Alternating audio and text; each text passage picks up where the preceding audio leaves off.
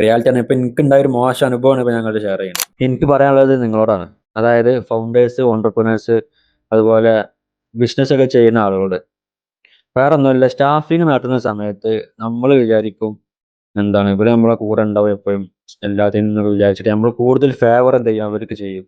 അതായത് അവരെ ഒരു എംപ്ലോയി എന്നുള്ള രീതിയിലോ സ്റ്റാഫ് എന്നുള്ള രീതിയിലൊന്നും ട്രീറ്റ് ചെയ്യാതെ ഒരു ഫാമിലി എന്നുള്ള രീതിയിലൊക്കെ നമ്മൾ അവരെ ട്രീറ്റ് ചെയ്യും. പക്ഷെ ഇവരടുത്ത് നമുക്ക് കിട്ടുന്ന റെസ്പോൺസോ കുറച്ചു കഴിയുമ്പോൾ നമുക്ക് മനസ്സിലാവുള്ളൂ. ഓല് ആ ഒരു സമയത്ത് ജോയിൻ ചെയ്യുന്ന സമയത്തൊക്കെ ഭയങ്കര എനർജിയും കാര്യങ്ങളൊക്കെ ആയിരിക്കും. ചെയ്യാം ചെയ്യാം അങ്ങനെ തന്നെ ആയിരിക്കും. നമ്മ കൂടെ ഉണ്ടാവും. പിന്നെ വേറെ ഒന്നും വേണ്ട നമുക്ക്. അത് കേട്ടാ മതി. പക്ഷെ കുറച്ച് കഴിയുമ്പോൾ ഇതിന്റെ റിയാലിറ്റി നമുക്ക് മനസ്സിലാവുള്ളൂ. റിയാലിറ്റി ആണ് ഇപ്പൊ എനിക്കുണ്ടായ ഒരു മോശം അനുഭവമാണ് ഇപ്പൊ ഞങ്ങളോട് ഷെയർ ചെയ്യുന്നത്. ഞാൻ ഇപ്പൊ ഇതുപോലെ എന്താണ് പുതിയ ഹയറിങ്ങും കാര്യങ്ങളൊക്കെ നടത്തി ടീമൊക്കെ ബിൽഡ് ചെയ്ത് ഇങ്ങനെ വരുന്ന സമയത്താണ് ഇപ്പോ എനിക്ക് ഇതുപോലൊരു മോശം അനുഭവം ഉണ്ടായത്.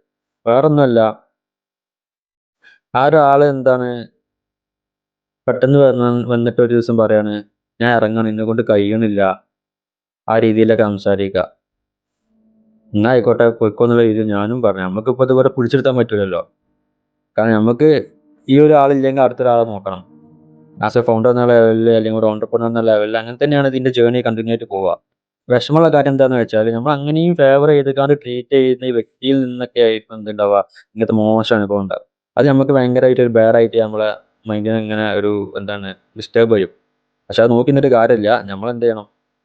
Move on, move on, move on, go ahead എന്നുള്ള ആ ലെവലിൽ അങ്ങനെ പോയിക്കൊണ്ടിരിക്കണം. നിങ്ങളോട് ഷെയർ ചെയ്യാനുള്ള കാരണം എന്താണെന്ന് വെച്ചാല് എംപ്ലോയീസിനെ എംപ്ലോയി ആയിട്ട് തന്നെ ട്രീറ്റ് ചെയ്യുക. ഒരു ഫേവറും ചെയ്യാതിരിക്കുക. അതാണ് ഏറ്റവും നല്ലത്. എന്നാൽ പിന്നെ നമുക്ക് പിന്നീട് ഒരിക്കലും അതിന് റിഗ്രറ്റ് അടിക്കേണ്ട ഒരു ആവശ്യം വരില്ല. സത്യം പറഞ്ഞാൽ എനിക്ക് ആ ഒരു റിഗ്രറ്റ് ഇപ്പോൾ ഫീൽ ചെയ്യുന്നുണ്ട്. അതുകൊണ്ടാണ് ഇപ്പോൾ ഞാൻ ഇന്ന് തന്നത് ഇങ്ങനെ പറയാനുള്ള കാരണം. ആസ് എ ഓൺടർപ്രണർ എന്നുള്ള ലെവലിൽ അല്ലെങ്കിൽ ഫൗണ്ടർ എന്നുള്ള ലെവലിലൊക്കെ നമ്മൾക്ക് ഒരുപാട് കാര്യങ്ങൾ ഇങ്ങനെ ബാക്ക്ഗ്രൗണ്ടിൽ ചെയ്തുകൊണ്ടിരിക്കുക അല്ലെങ്കിൽ ഓരോ ഓട്ടത്തിലായിരിക്കും. അപ്പൊ നമ്മൾ ഇവരൊക്കെ വിശ്വസിച്ചിട്ടാണ് എന്ത് ചെയ്യുന്നത് നമ്മളിവിടെ പുതിയ പ്രോജക്റ്റും കാര്യങ്ങളൊക്കെ കൊണ്ടുവരിക. ആ ഒരു സമയത്ത് ഇവർ കമ്മിറ്റ് ചെയ്ത ആ ഒരു സമയത്ത് ഇങ്ങനെയുള്ള ഓരോരോ പ്രവൃത്തികൾ ആക്കുന്നുണ്ടാവുക. നമുക്ക് പിന്നെ ഇത് ശീലമാണ്. ശീലമാണ് മീൻസ് നമ്മൾ ഓരോ ടൈമിൽ ഓരോ ടീമിനെ ടീമിലേക്ക് പുതിയ ആളുകൾ എടുക്കുന്നു. അങ്ങനെ അങ്ങനെ കാര്യങ്ങൾ ഇങ്ങനെ മൂവ് ഓൺ ചെയ്തുകൊണ്ടേയിരിക്കുകയാണ്. പക്ഷെ എന്നാലും നമുക്കൊരു കോർ ടീം എപ്പോഴും വേണം എന്നുള്ള ഒരു മൈൻഡ് ഉണ്ടാവില്ല. അതിലൊക്കെ ഇന്ന വ്യക്തികൾ വേണം എന്നൊക്കെ ഉണ്ടാവും നമുക്ക്. അങ്ങനെയുള്ള ആൾക്കാരുടെ അടുത്ത് നിന്നാണ് നമുക്ക് ഇങ്ങനെ മോശപ്പെട്ട അനുഭവങ്ങൾ ഉണ്ടാവുക.